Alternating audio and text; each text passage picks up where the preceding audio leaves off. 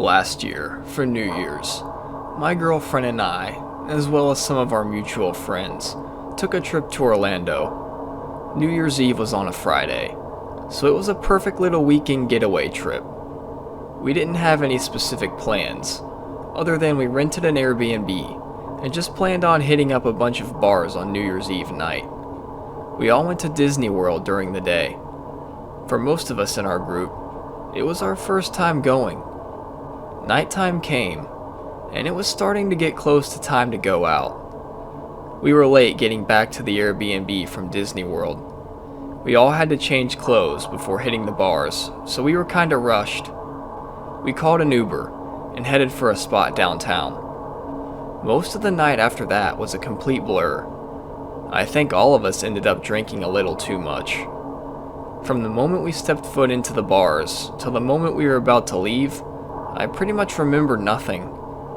Anyways, my memory becomes clearer when we were outside waiting for an Uber to take us back to the Airbnb. I realized for the first time that my pockets felt light. I had a sick feeling come over me when I realized my phone was missing. I went with some friends back into the most recent bar that I was in to look for it, but it was pointless. There was no way I was finding it with there being as many people in there as there was. I was still intoxicated, so I wasn't thinking clearly, but I had to accept defeat. Tracking it on Find My iPhone didn't occur to me at the time, so I just went back to the Airbnb with all my friends. Now, in a pretty bad mood considering I'd have to replace my phone. We got back to the Airbnb. I stayed downstairs for a while, and my girlfriend headed upstairs to our room. Not even 10 seconds later, she let out a loud, high-pitched scream from our room. The rest of our friends, including me, ran up the stairs and into the room. My girlfriend was sitting on the bed, pointing toward the bathroom. She struggled to get out the words, "There's someone in the bathroom." The door was shut, and I decided I'd open the door and confront the person. Plus, I felt good considering we had strength in numbers with a total of 6 of us there. I easily picked the lock on the bathroom door and flung it open. The bathroom was empty, but the window in there was wide open. It was just big enough for someone to crawl through. There was even an overhang on the house that would be low enough for someone to jump onto and off the side of the house. I shut the window and locked it. The rest of us locked the doors, and I tried to calm my girlfriend down.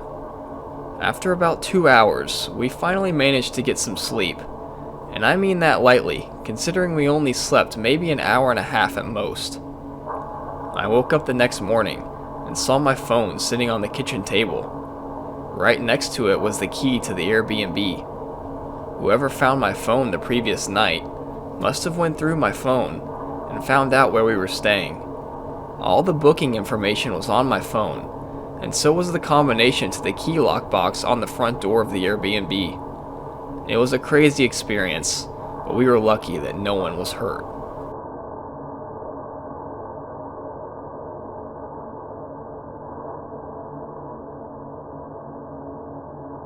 Three years ago, on New Year's Eve, I went to a party at the local college in my town.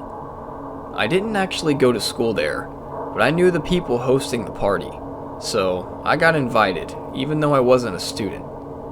The party was basically on campus of the said university. I have to admit, it was a pretty insane party. There were tons of people there, most of which I didn't know, but I did know a few from high school, including the party host. There was obviously a lot of alcohol and various other drugs involved. I had a couple beers, but was planning on staying pretty sober, considering I had to drive home afterwards. It was so crowded that some rooms in the house were literally so packed with people that you couldn't even move. I was having a good time reconnecting with old friends, and even meeting some new ones.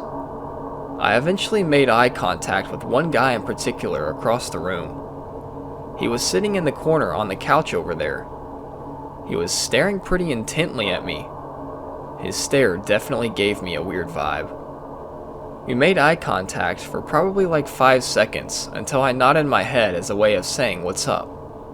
He didn't respond to that, and he just kept staring at me. I eventually looked away. His stare was making me feel uncomfortable, to say the least. There was music blasting in one of the upstairs rooms of the house. I spent most of the night up there, just having a good time. I looked over in the direction of that kid every so often, and he was always looking at me. He never moved either. He just sat on the couch, basically by himself. I found the host of the party at one point, and asked him if he knew the kid, and he said he didn't.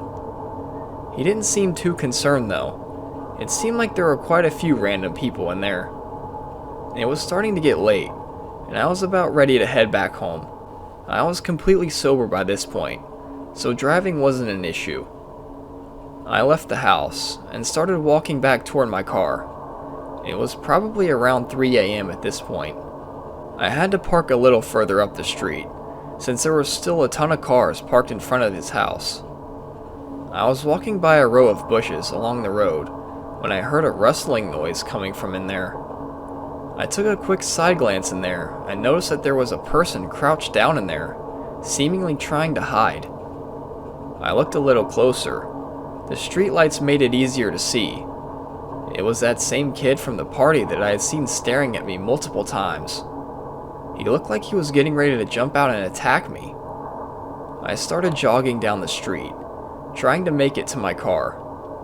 I took a quick glance behind me, and I saw him. He was standing on the sidewalk, right by the bushes where I had just been. He wasn't chasing me though, he was just watching me. I got to my car and just went home. All in all, it was a super fun party. I don't know what the deal was with that kid, but I'm just glad I happened to notice him hiding in there, or else I have no clue what might have happened.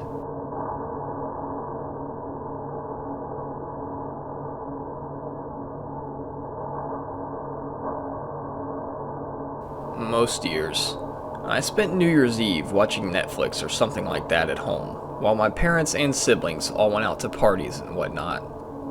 I'm not too much of a party person anyways, so it never really bothered me that I never got invited to any. Well, this year, I got an invite to a small get-together by one of my friends named Seth. He told me it would only be a few people, and would be pretty low-key. I figured I'd go. I had nothing else to do, and Seth and I are pretty good friends. I showed up at Seth's house around 7 p.m. It was clear that Seth's idea of a small get-together and mine were pretty different. There were at least 25 people there already, and new groups of people would show up every 5 minutes. So much for a small get-together. Even though I'm no social butterfly, I ended up having a really great time, all things considered. I had stayed at the party until about 1 a.m., but by that point, I was exhausted and just ready to go home. The party was still going pretty strong. I have to give it to Seth. He really did throw a pretty cool party. Anyways, I headed home. I wasn't surprised to see that no one in my family was home yet. I opened up the garage and walked inside. I was walking upstairs toward my room when I heard a door up there close. I couldn't be sure which room it was just yet, but I called out, "Mom? Dad?" There was no response. I inched my way slowly up the stairs. All of the doors were shut, so I couldn't tell whose door had been closed.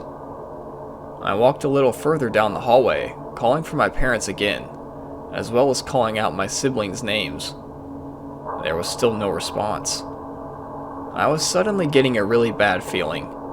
My gut was telling me to get out of the house. I listened to my gut and went outside to sit in my car and think.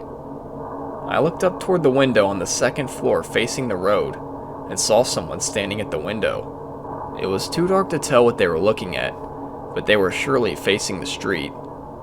I called my dad, and luckily he picked up the first try. I explained the situation, and he said they would be home in 5 minutes and to just hang tight. They got home, and my dad and I went into the house and searched from top to bottom for anyone. It was clear. The person must have exited out the back door before they got there.